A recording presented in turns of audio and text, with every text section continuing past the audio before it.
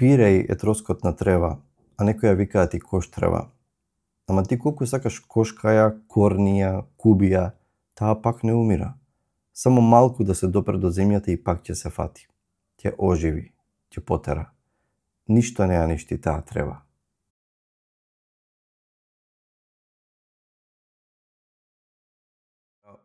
Здраво на сите и добро дојдовте на мојот канал. Ако ме следите редовно, знаете дека во последно време зачестив со видеа за македонски романи од македонски автори. Тоа е затоа што сум во потрага по големиот македонски роман или во потрага по големите, најдобрите македонски романи. Можеби тоа ќе бидат 10 романи кои што јас ќе ги одберам како мои омилени романи или романи што сметам дека се најдобри во македонската литература. Ова го правам повеќе како забава, како игра. Може некој ќе има сосема друга листа на романи, меѓутоа како игра преку која ќе поттекнам всушност на читање на овие романи. Не дека не мора тоа да биде некаква си дефинитивна листа, меѓутоа во таа потрага по најдобриот македонски роман има еден автор и еден негов роман кој што е неизбежен, а тоа е романот Пиреј од Петар М. Андреевски. Роман кој што веднаш по неговото објавување во 1981 година станува читан, популарен, за да се стекне со култен статус. Многу луѓе сметаат дека ова е за некои луѓе. Ова е најдобриот македонски роман, најважниот македонски роман, најрепрезентативен за македонскиот народ. Не знам, омилен роман на многу луѓе. Ова е прв роман на Петар М. Андреевски, решив да ги прочитам сите и да препрочитам некој од нив. Почнав со Пиреј, кој што го имав читано многу одамна. И ќе ги прочитам сите 5 негови романи што се објавени додека тој е жив. Има еден постхумно објавен роман, не знам дали ќе го читам тој. И подоцна ќе направам едно видео во кој што ќе ги рангирам неговите романи според тоа кој најмалку ми се допаднал и кој најмногу ми се допаднал, и ќе објаснам зошто сметам кој ми е омилен и кој ми е најмалку омилен романот Петар М. Андреевски.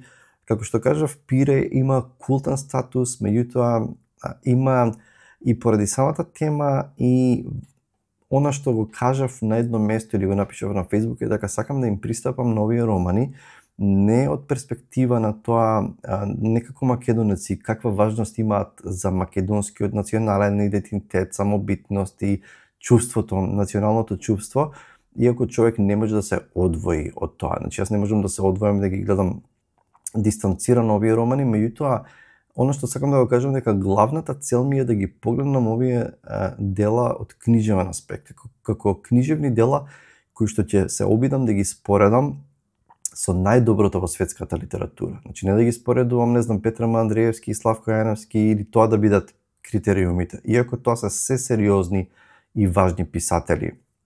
И сакам да видам дали има македонски автори, македонски романи кои што може да се носат со најдоброто во светската литература. Одговорот секако е дека има и дека има автори, и мислам дека нема да преувеличам и да претерам ако кажам дека Петар М. Андреевски со некои од неговите романи, не со сите романи, може да помине добро и е многу сериозен писател. Сега, има склоп на околности, историски, општествени околности, зошто многу од македонските автори не се толку преведувани, не се толку пробивани, не знам, во други земји. Знам нека се преведувани на повеќе јазици, меѓутоа можеби не се познати во светски рамки, каде што, не знам, ќе бидат многу широко познати. И меѓутоа има една книга што ја читам во оваа книга, тогаш така реков, ова се интервју со Петар М. Андреевски, и на едно место некој тој што го интервјуира го прашува има ли македонската литература свој типичен македонски роман, и тој одговара: секој типично македонски роман мислам дека е лош роман. Македонскиот роман треба да биде роман и за другите народи. И токму на тоа мислам, дека еден роман ако може да го разберат или да уживаат во него само македонските читатели, тогаш тој роман е ограничен роман, и според зборовите на Петар М. Андреевски, кој е само типично македонски роман, тоа е лош роман. Романот мора да раскажува и да преминува граници, да преминува култури и во него да се најде универзалноста на приказната, универзалноста на во случајов на човековото страдање, на издржливоста, нели, споредувајќи го во случајот македонскиот народ со таа трева Пиреј, кој што колку и да ја корнеш, колку и да ја кубеш, да ја уништуваш, таа повторно малку и треба да фати и да продолжи да живее. Мислам дека на ниво на приказна и на ниво на заплет Пиреј е многу добро конципиран роман и мислам дека луѓето го препознаваат тоа и уживаат и во структурата како е замислен овој роман, со тоа што има една наративна рамка, со тоа што последното и првото и последното поглавје служат како таа рамка за приказната која што е раскажана помеѓу. На почетокот гледаме дека ќе погребуваат една жена по име Велика Мегленовска, ќе ја погребуваат. Селаните се собрани и дури почнува доста силно евокативно и вели еве сега таа ќе, не знам, ќе одмори, ќе се сретне со незините деца, што ни дава до знање дека таа веќе загубила за време на незиниот живот неколку од незините деца. Таму е присутен и незиниот син Роден Мегленовски. Присутен е и на погребот ќе се сретне со еден човек, еден селанец од тоа село Дуковендија, и тој ќе почне да му раскажува, ќе го праша дали може да му ја раскаже приказната за неговите родители, за Јон и Велика. И Дуковендија, нели, од сеќавање почнува да ни ја раскажува таа приказна, значи со тоа што неизменично се движат поглавјата. Прво е поглавје во кое што се раскажува за Јон или зборува Јон преку сеќавањата на Дуковендија, па Велика, и така почнува целиот роман на изменично поглавје, едно поглавје во кое што раскажува Јон, па Велика, Јон, Велика и така натаму, за да на крај се затвори со таа рамка каде што се заокружува приказната, значи Дуковендија како раскажувач, нели, му ја раскажува приказната на слушателот на Роден Мегленовски и така се заокружува приказната на Јони Велика и целата приказна Пиреј. Пишува Петар Мандриевски во едно друго интервју, одговара на ова прашање: кои се основно идејните тематски линии, идејно-тематски линии во вашата најнова книга романот Пиреј? Значи ова е интервју од 81 година. И тој вели: пред се сакав да напишам книга за еден од најтрагичните моменти од историјата на македонскиот народ, Балканските војни и Првата светска војна. Во текот на овие војни, од 1912 до 1918 година, македонците војуваа под 3 туѓи знамења и за туѓи интереси. Ќе потсетам на некои податоци според историјата и почнува да зборува колку луѓе војувале, каде војувале, колку луѓе го дале животот во тие туѓи војни, така наречени туѓи војни. И тој вели: инаку сите податоци што ги посочив се само едно мало потсетување на историјата, иако не одев во реконструкција на тие историски настани. Мојата основна линија се движеше кон феноменот на македонското колективно страдање и обстојување, прикажано низ страдањето на единката и обстојување и воопшто кон страдањето на човекот од низините на човештвото. И така е, затоа што ако се обидел да напише роман само за страдањето на македонскиот народ и така натаму, кои се тие страдања и кој е тој македонски народ? Тоа ќе остане само една абстракција, само ќе остане само една информација. Меѓутоа, кога ќе земеш личности, вистински личности со име и презиме кои што ги преживеале, тука фиктивни, меѓутоа Петар Мандриевски зема од реални историски факти и ситуации и го фикционализира тоа. Меѓутоа, на вистина, ова се искуство на многу луѓе и вистински луѓе. И тогаш кога ќе ги ставиш со име, со презиме, со лик, со опис, тогаш таа историја и тогаш тие страдања доаѓаат, стануваат многу поблиски до нас и можеме да ги восприемаме. Инаку сите тие бројки, сите тие страдања на македонскиот народ, тоа се претвара во нешто неопипливо. Меѓутоа, кога ќе го ставиш, како што вели Петар Мандриевски, кога ќе земеш тоа колективно страдање, кога ќе го преточиш во приказна преку конкретни луѓе и личности, тогаш се покажува целата моќ или сила или трагичност на самото тоа страдање. Јон и Велика не раскажуваат многу за нивното детство, меѓутоа почнуваат да раскажуваат од моментот и најмногу од кога пред да се земат, да се запознаат, значи ќе се земат сосема, значи книгата нема да ви ја прераскажувам, идејата не ми е да ја прераскажувам, затоа што сакам да ве поттикнам да ја прочитате, меѓутоа само ќе ја дадам рамката и некои основни моменти, елементи од заплетот. Ќе се земат, ќе им се родат деца, Јон после некој време мора да ќе биде земен да војува во страна на српската војска, војуваат против бугарите, че ова е Балканските и Првата светска војна.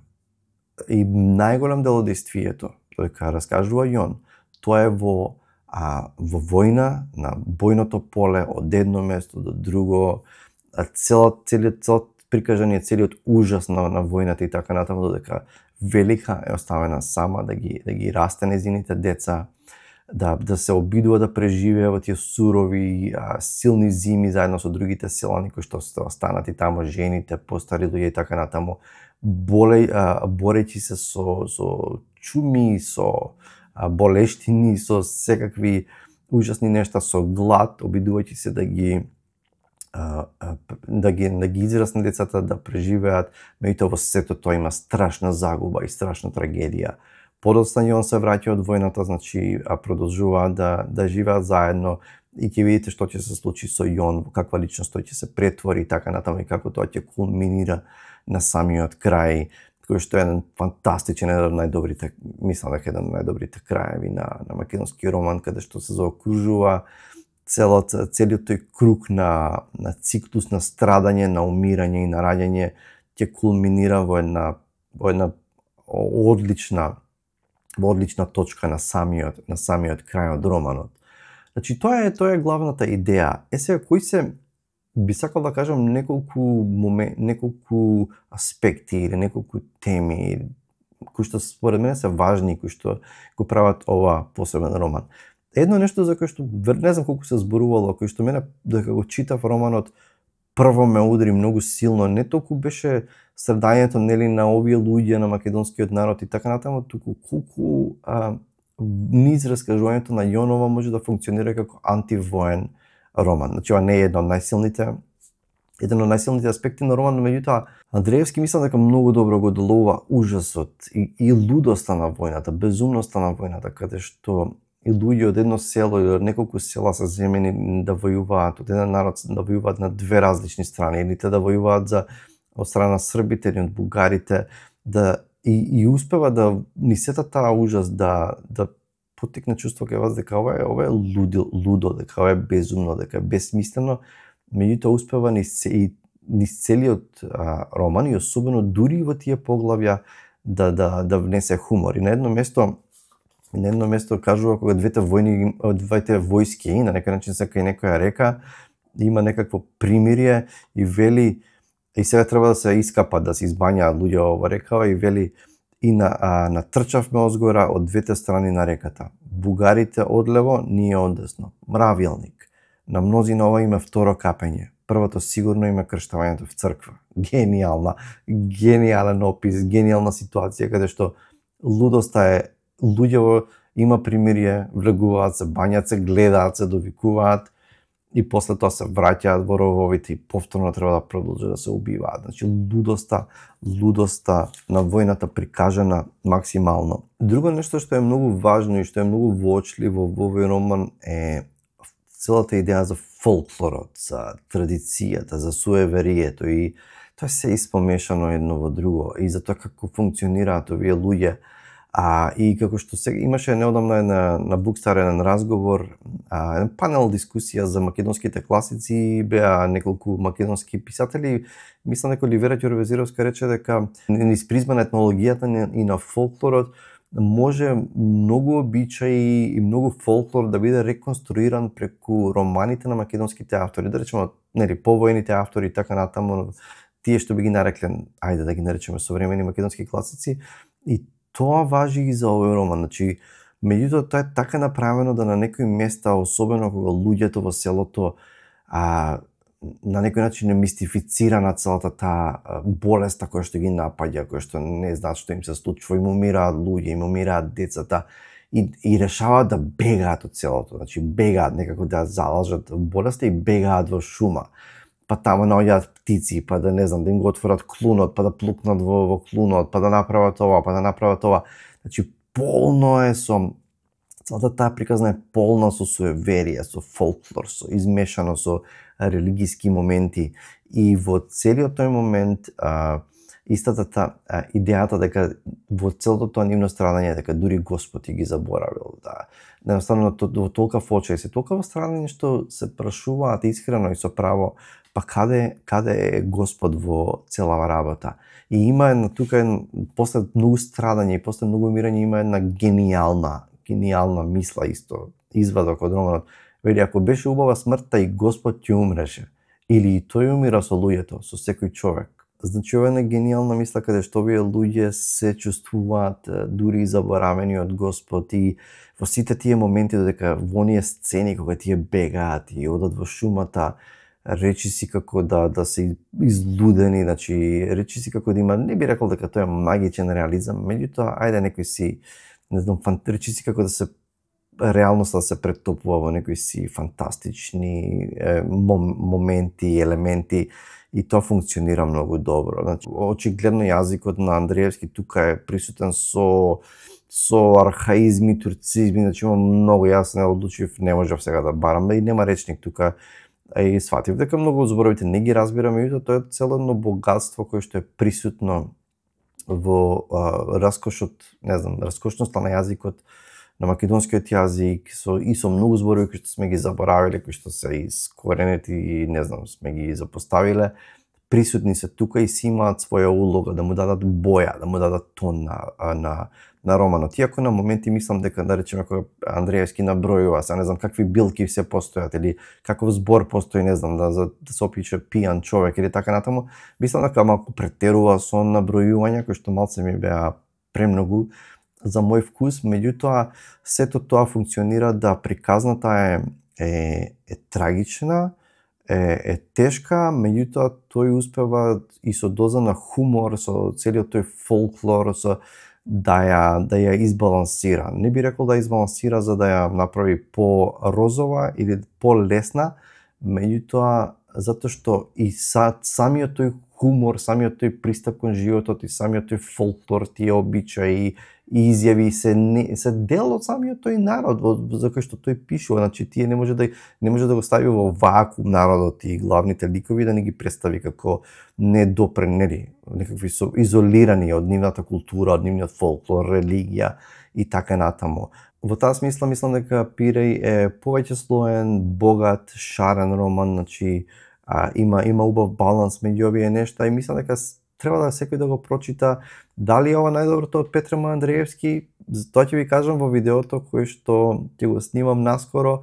Дали е ова важен, еден од најдобрите романи? Секако дека е. И мислам дека секој треба да го прочита и се надевам дека со ова видео малку ја разбудив вашата љубопитност да земете да го прочитате Пиреј, кој што е важен роман, значи мојот личен пристап кон Пиреј и кон Петр М. Андриевски дека не, ова е сега, ова е македонската Библија и најдоброто нешто што е напишано во македонската литература. Не ми е таков пристап, сакам да видам дали еден роман вреди и е добар, дали ми се допадна, да ми се допадна, дали вреди, да вреди да се прочита, дали Петр М. Андриевски е сериозен писател кој што има неверојатни квалитети, да, таков писател е. Дали излегува Романов од тоа што тој го вели типично македонски роман, и јас сметам дека излегува и дека може човек и од друга култура да ја ужива во оваа приказна. Ако сметате дека ова е роман само за македонците и да се разберат својата, не знам, самосвест или непокори така натаму, тоаш многу тесен поглед имате и на Петр М. Андриевски и на Пиреј. Погледнете, не може да ги одвоите двете нешта, меѓутоа мојата идеја беше да видам дали има книжевна вредност од светски калибар. Мислам дека има. Океј, не знам дали ќе снимам веќе видеа за Петр М. Андриевски во смисла на рецензии за неговите романи, меѓутоа ајде како негово најизвикано и најкултно дело сакав да се фокусирам на Пиреј, толку, ајде да не ја раздолжувам работава, чувајте се, читајте добри книги и следуваат нови добри видеа. Чао!